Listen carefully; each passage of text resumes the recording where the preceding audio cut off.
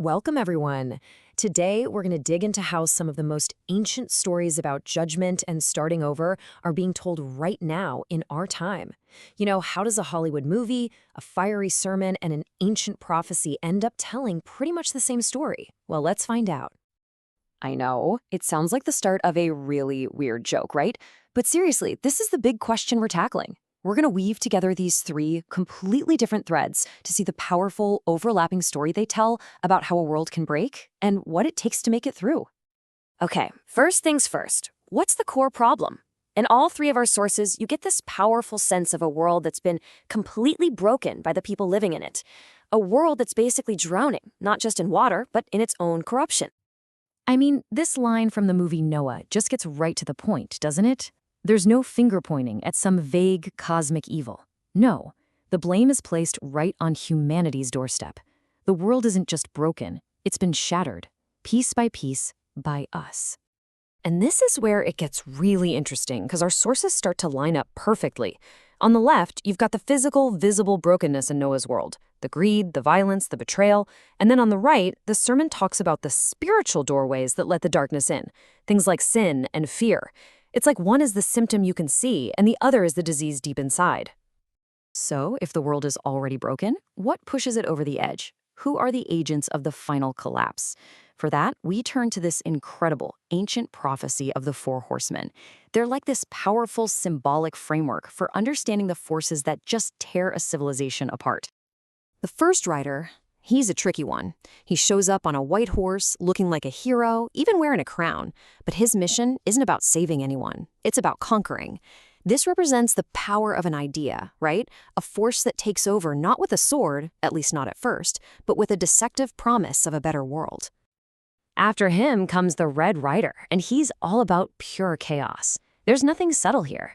His whole job is to rip peace right out of the world, to set people against each other.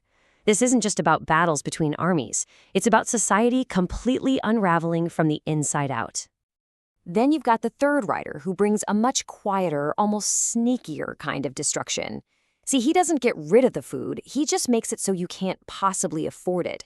Those scales he's holding, they symbolize a world where you work all day long just to earn enough for a single loaf of bread. That is total economic collapse. And finally, the fourth rider. He's the only one who's actually given a name, Death. He rides this pale, sickly green horse, and the grave itself is following right behind him. He's the inevitable result of the other three. He just comes to collect on the damage done by war, hunger, and disease. When you lay it all out like this, you can see the terrifying logic. Conquest comes in with a lie. War tears everything apart. Famine starves whatever's left. And death? He just cleans up. It's a chilling, step-by-step blueprint for total collapse. Okay, now hold that thought about the first rider, Conquest, and listen to this line from Tubal-Cain, the bad guy in the Noah movie. This is his whole life philosophy, survival at all costs. I'll take what I want. It's basically the anthem for ruthless ambition. So it really makes you think, doesn't it? Is Tubal-Cain basically a modern version of that first horseman? He doesn't just want to get by, he wants to conquer. He wants to force his will onto the world, and he truly believes he's building something stronger. It's a perfect match for that deceptive, conquering spirit. So, you're facing this total, overwhelming collapse. What do? Well, our heroes aren't just passive victims waiting for the end. No, they get a divine call to action, a very specific mission to stand up and push back against the tide. And here's another one of those fascinating parallels. On one hand, you've got Noah's mission, which is physical, build this giant boat to save the innocent. On the other hand, the sermon gives believers a spiritual mission, fight a war against unseen forces. But look at the structure. Both are given a clear task, a specific purpose, and the divine authority they need to get it done. And this is absolutely crucial. This call to action isn't some hopeless last-ditch effort. The whole fight is framed from a position of already having won. Just like Noah's task was designed to ensure survival, the believer is told that the ultimate victory is already a done deal. All right, so if you're called into a fight, you're going to need some weapons. Let's break down the arsenals our heroes are given. We'll compare the tools for the physical battle with the tools for the spiritual one. So first, we gotta define the battlefield, and the sermon is crystal clear about this. The fight isn't with other people. The real enemy is invisible, what the text here calls principalities and powers. You can think of them as the unseen systems and forces of evil. This idea completely changes how you see conflict, right? It suggests the real battle is happening behind the scenes. And the strategy for this battle? It's remarkably simple, just 2 steps. First, you align yourself with a higher power because that's where your strength comes from.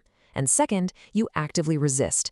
This isn't about just gritting your teeth and enduring. It's about a direct pushback that actually makes the enemy retreat. The sermon then lays out a specific arsenal, 5 spiritual swords. These are scriptures, but they're framed as actual tactical weapons. Each one is designed to counter a specific threat, like fear or a direct attack. The big idea here is that words, these promises, become your actual weapons in this fight for survival. So after all the corruption, the collapse, and the conflict, what's left? What happens in the end? Let's look at the 2 possible outcomes presented in our sources. Is it a total reset, or is it just final ruin? And here you see the 2 potential endgames laid bare. In Noah, the flood is terrible, yes, but it's ultimately a cleansing reset.